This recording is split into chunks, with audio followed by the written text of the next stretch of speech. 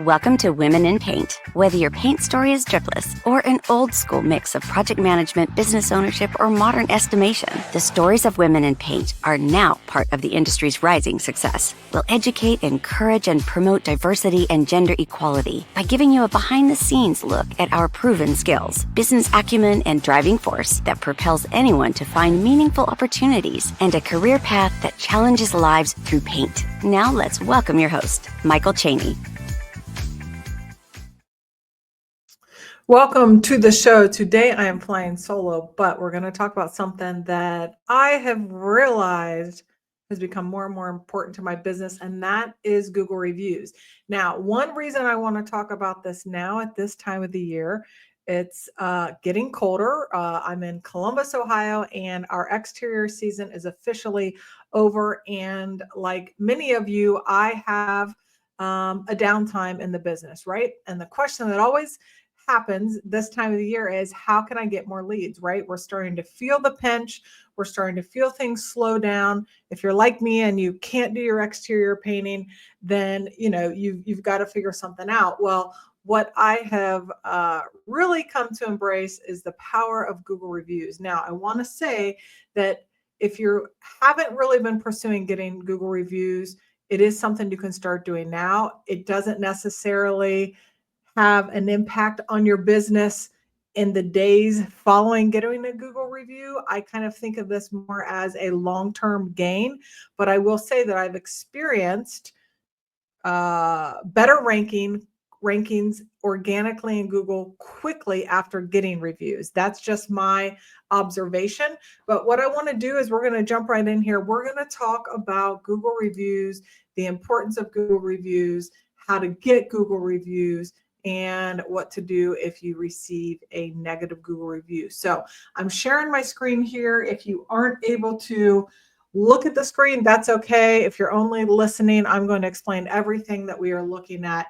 But let's go ahead, and I want to start by just talking about, like, what is the purpose of a Google review? Listen, some people are just starting their business.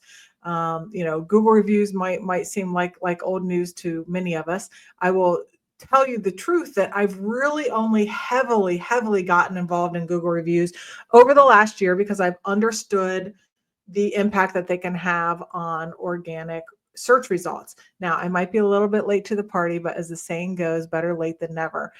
So we've hit Google reviews super hard for 2024, and I think we've gotten over 125 in just 1 year. So I can totally see the importance. So what is a Google review, right? And why does it matter? Well, the first thing I'll say is that you do have to have a Google business page. If you do not have a Google business page, it is one of the essential pieces of the puzzle. I would research it. You need a Google business page that provides your community, your area, your local customers, your local potential customers, the opportunity to find you. And this is where your Google reviews live and are housed. So why does it matter? Okay, so businesses with 5-star reviews are perceived as more trustworthy by 90% of consumers. These are the statistics that Google, shares about reviews and things of that nature. But it's true, nowadays, if you think about it, I know I do this. If I want to find a restaurant or a company to work with, I always go look at the Google reviews, right? And I often look for companies that have lots of reviews, okay? And then, of course, you're looking for high ratings. But Google reviews matter. So what is a Google review? We're going to get super basic here. A Google review, it's just feedback from customers about their experience with your business, right?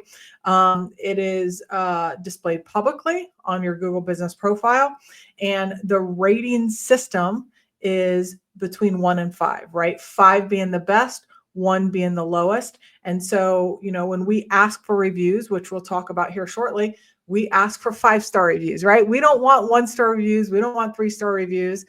Sometimes it happens, and there's a process for that. But we want 5-star reviews. So I'm going to show you a few of our recent 5-star reviews. Here's a customer, and just basically gave us 5 stars and just said what a great experience they had. That's one of the keywords we look for. We want people to have a great experience. And then of course we want them to and be happy with the outcome, be happy with the quality. And in this particular review, they actually called out one of our teammates. We love to see that, but this is just an example of a 5-star review we recently received. And then here's another one I'm going to scroll through. And again, it's just talking about details of the project. We painted walls and trimmed 2 rooms, lots of woodwork. They're mentioning a bookshelf, a fireplace. They called out our crew leader, Oscar, and how they completed the prep work and they covered everything. And then they say that the paint was quick and super clean. They were super impressed with our technique and our process. And they even talked about how we cleaned up at the end. This particular customer put pictures, and I will tell you that pictures carry a lot of weight in Google. So if you can get customers to put pictures, that is certainly a nice added touch. Okay. And then I'll show you, some other reviews here. Well, I'll just say that sometimes we don't receive 5-star reviews, right? We have a whole process for that. The goal is to receive a 5-star review. We have a process in place that if we receive a negative review, we react to that quickly and swiftly.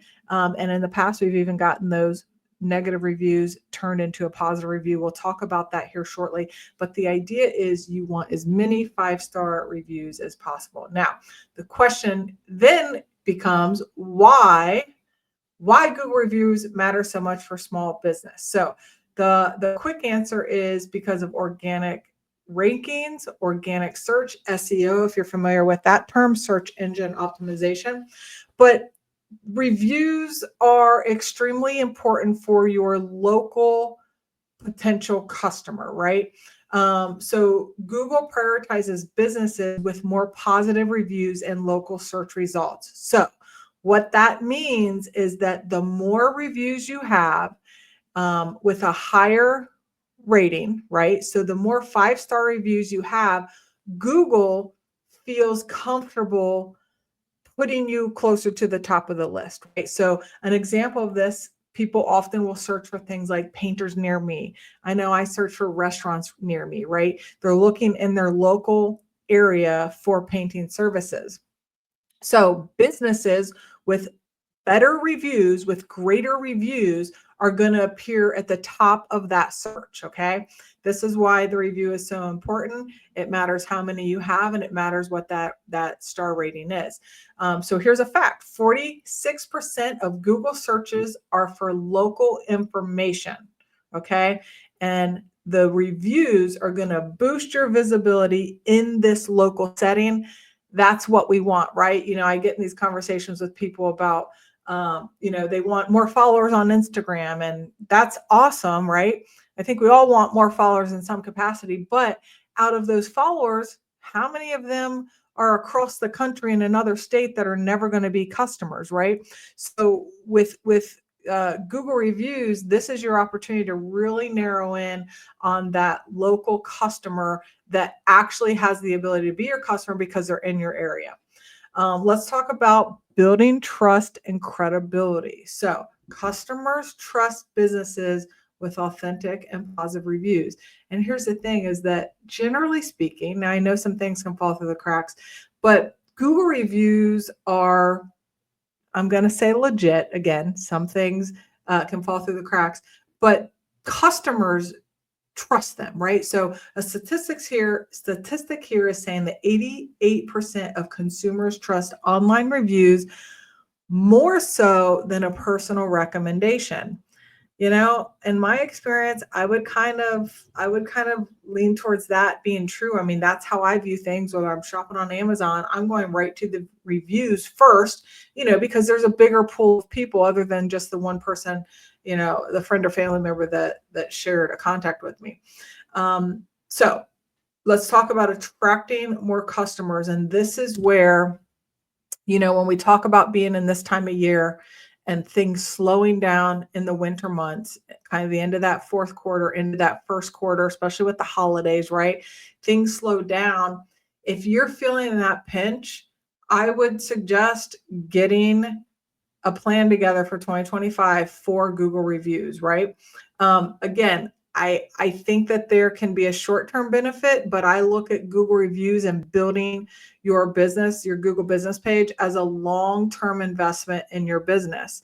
And in a year from now, if you keep up with Google reviews for 2025, you're going to feel the impact of getting good reviews. So attracting more customers, higher ratings lead to more clicks, calls, and bookings. It's just the way that it is. Customers often choose businesses with more recent positive reviews, right? So if you've, really hit the reviews hard 2 years ago and then you kind of drop the ball, that does have an impact. And Google, that is an impact on Google as well, because Google is seeing your business as not being consistent, right? So getting Google reviews in a consistent pace and continuing to get them throughout the year is super important. All right. This is an obvious one, but standing out in a competitive market. I mean, if someone is looking at your page and you've got 500 reviews and your average rating is a 4.9 versus a company that has 17 reviews, the bigger reviews, it's going to take the cake in that situation, right? So super important. It can help your business grow. And if you're feeling that pinch in the winter season, I would suggest coming up with a plan for 2025. Now, let's talk about responding to reviews, because just as it is important to get reviews, what you do with those reviews is also extremely important. So I want you to kind of think about this in the eyes of Google. And this is kind of what Google, this is their perception. If you are active on your Google business page, okay, one way to be active is by getting reviews. Another way to be active is to respond to these reviews. By the way, there's other ways to be active on your Google page. Today, we're just talking about reviews, okay? But being active with these reviews, you get reviews and then you respond to reviews, right? Google wants to see that interaction because it lets them know that you're participating in this process. So, why respond? It engages customers, it shows their appreciation and builds loyalty, right? They spend time to give you a nice review. The least you can do is give them a thank you.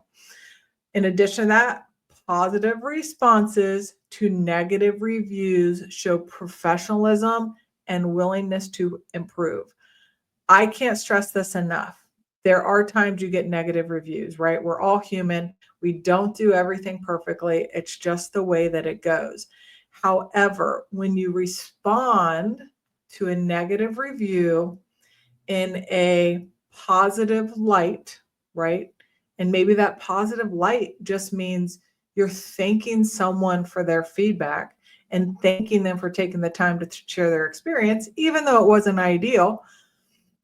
You are also showing other customers how you react to something negative. I think that this speaks volumes about who you are as a person and who you are as a business, who your business is, right? When you can take this negative review, and let me just say, if I get a negative review, if our business gets a negative review, it still hurts me in the heart, right? I still have an emotional attachment to that in some level, but the best thing you can do is respond positively. So let's talk about one, what you do with a positive review. Well, you just thank them by name, mention specifics about the job, right? And invite them to be a return customer. I think it's important to mention specifics about the job. One reason is because it's a way for you to tell other people what you do. I'll give you an example. We do a lot of decorative finishes. We install wallpaper and things like that. If someone leaves us a review and says, no drip painting was amazing, they got the project done quickly and on time and on budget, and I know that was a wallpaper job, we want to go in there and respond, hey, thank you for letting us be part of your project. Your new wallpaper looks amazing in your primary bedroom. What a great touch to the space. That tells someone that might be looking at these reviews, oh, hey, they do wallpaper, right? Now, I also have to just believe that in some capacity, those words that you choose to use also somehow funnel into Google's algorithm, right? I think that's just the way that it works, although I can't tell you for sure. So I always try to respond and really call out what we specifically did, even if the customer does not do that. Now, let's circle back to negative reviews. Respond quickly and without being defensive. We have a whole entire process for 1-star reviews.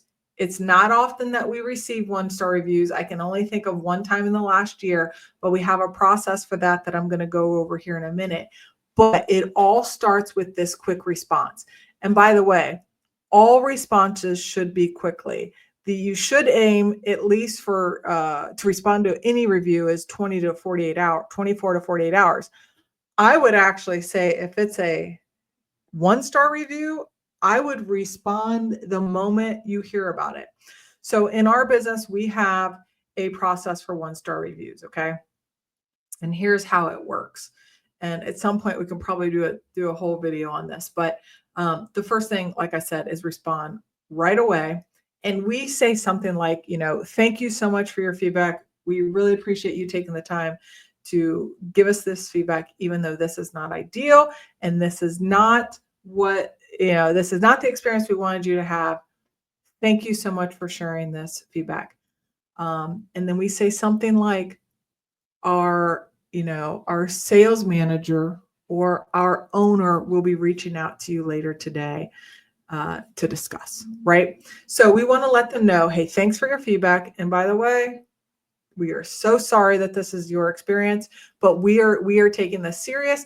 And one of our, high level team members are going to reach out. And listen, if it's the owner and this is, you're still in the day to day, I would suggest that. If you have a VP of sales or someone who is really good with customers, I would create your system to have them be the one to reach out. And then you know what you do when you reach out? You listen.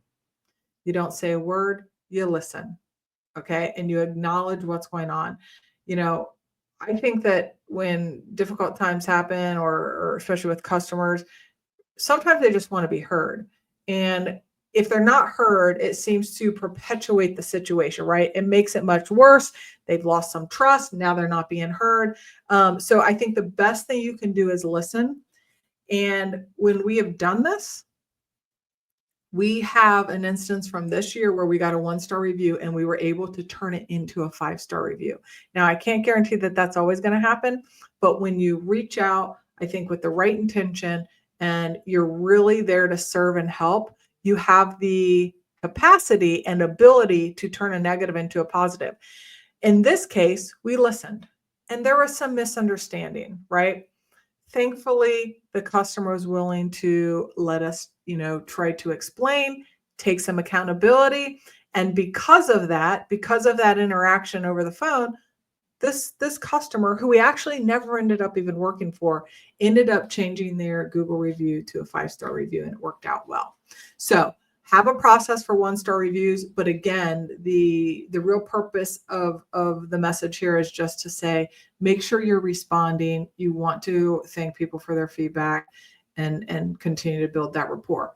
All right. Now the question becomes, when and how do you ask for reviews? Now, I will tell you that I have a young sales team, and doing things like asking for reviews and even asking for payments, as silly as that sounds, there is a level of comfort that has to be developed. Okay. So I'm going to tell you what we do for reviews. So the first thing that we do is that when our project manager goes to start a project, they talk about the review from the very beginning. And here's what I mean. We have a whole checklist that we go through when we start a project, and it's things like, verify the scope with the customer. We verify, if they have a utility sink, if we can wash things, if they have pets. There's a whole series of things that we go through. And as we're wrapping up this interaction, we tell them that our expectation is that they're going to love working with us. They're going to love the outcome. And we just ask them early on, we say, once we wrap up here, if you love what we've done and you love this experience working with us, would you be willing to give us a 5-star review, a 5-star Google review? Now, everyone always says yes. The only exception is if maybe they're a bit older and they're not that savvy with the internet and they really just don't do Google reviews, they might reveal that right then and there, right? But most of the time, when you kind of position this as, once we're finished and you love this project, would you be willing to give us a 5-star Google review? And the answer is always yes, right? So we start off by putting that kind of in their head from the very beginning that, there's a high chance we're going to ask you for a Google review at the end. Now, we make good on that after the project is complete. Now, I will say that this is provided the project goes well, right? And by when I say goes well, it doesn't mean that there's not a hang up. If there's a hang up, we want to resolve that. We want to maintain this promise of our customer having a great experience. But you do want to gauge this. Not every customer is someone that you ask for a 5-star review. I think that's important to note. But the ideal situation is once the project is complete, our project manager or our crew leader is going to collect payment. And we're going to ask them, how is everything? How was your experience?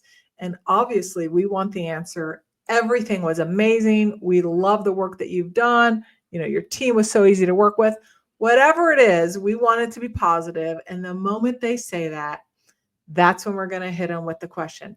Hey, I know in the beginning we talked about, when we got started, that if you're happy with the work, that you might be willing to give us a 5-star Google review. If you're still willing, we would love for you to do that. And, you can explain, it really helps our business grow.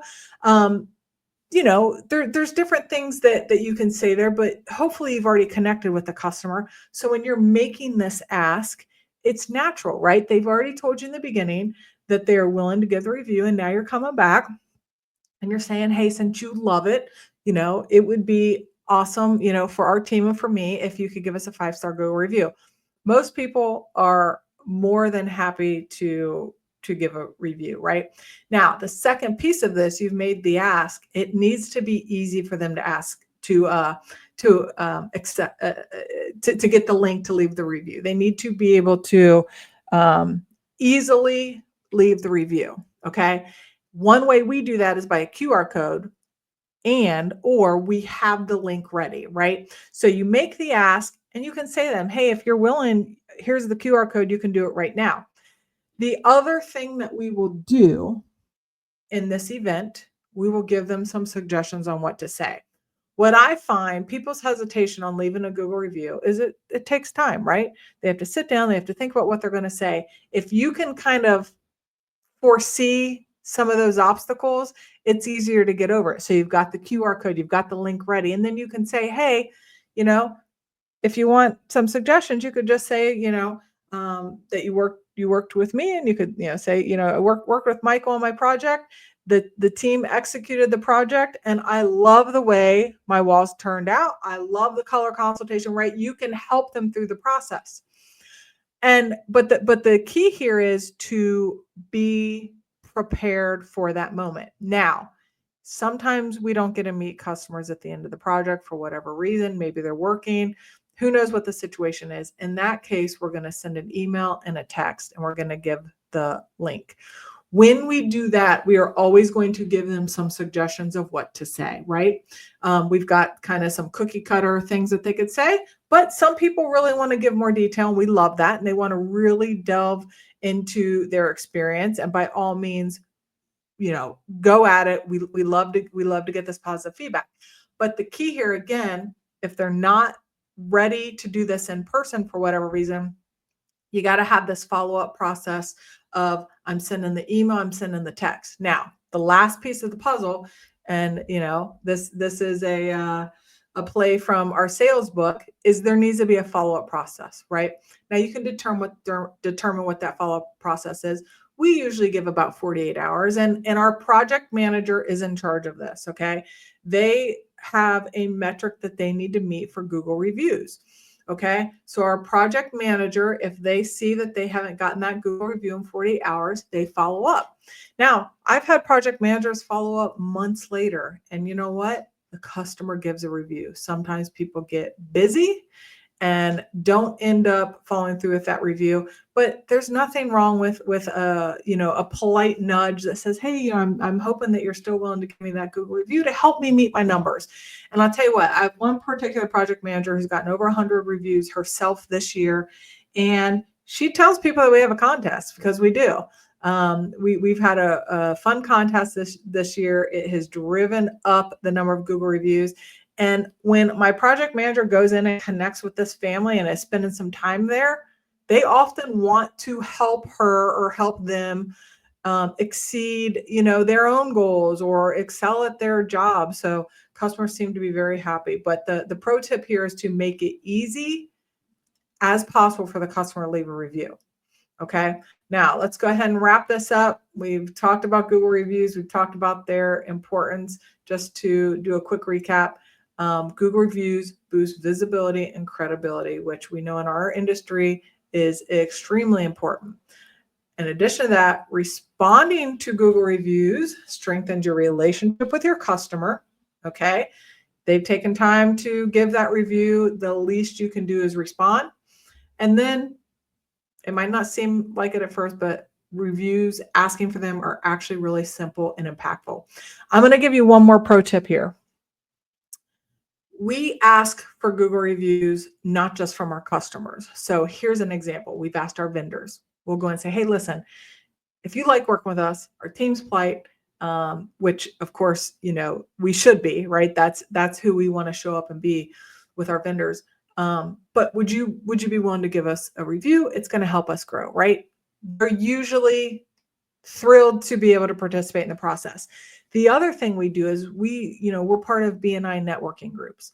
And what that means is, if you're not familiar with BNI, it's a weekly group you go to. And every so often you get the opportunity to present, to tell about your business, and really kind of say, here's my ideal customer, right? The point of the networking group is so that the rest of the group can refer folks to you. Well, whenever we give that presentation, and generally it's my sales folks that are going out and doing that presentation, we have a slide at the end that says, hey, if you've enjoyed this presentation and you are willing to refer us, please give us a Google review. And we put the QR code up there, and they give us a Google review. That's another way that our sales folks can help continue on with this process. Other than that, few other action items is, the other piece of this, asking for these reviews, is it does give you a peek behind the curtain into your own business, right? You get to see if they're constantly acknowledging a certain painter or a certain crew leader or a prep process. It feels good to get these reviews, but it also says, okay, you know what? We're doing something right here. Same with a negative review, even though it hurts the heart. It certainly can help you change some processes, consider making some adjustments, just reaching out to that customer and getting a little bit more in-depth feedback really can do wonders for the business. And then last but not least, do not forget to respond promptly, right? All right, folks, that's it. I hope you start a solid process for getting Google reviews. It's not too late to start. It took me years before I really got on board. And I'm telling you, we've got a whole strategic plan now around Google reviews. So don't wait any longer.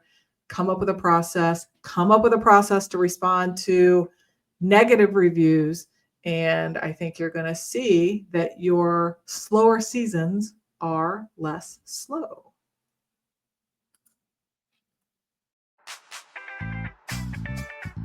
Thank you for joining us on Women in Paint. We hope you feel compelled to follow your own path and use your compassion, strength, and skills to build a career in the paint industry. And if you like this episode as much as we did, give it a simple click to subscribe so we can invite you back to our next episode. And be sure to share it on all your socials. Remember, Women in Paint, stir up more than just a can of eggshell.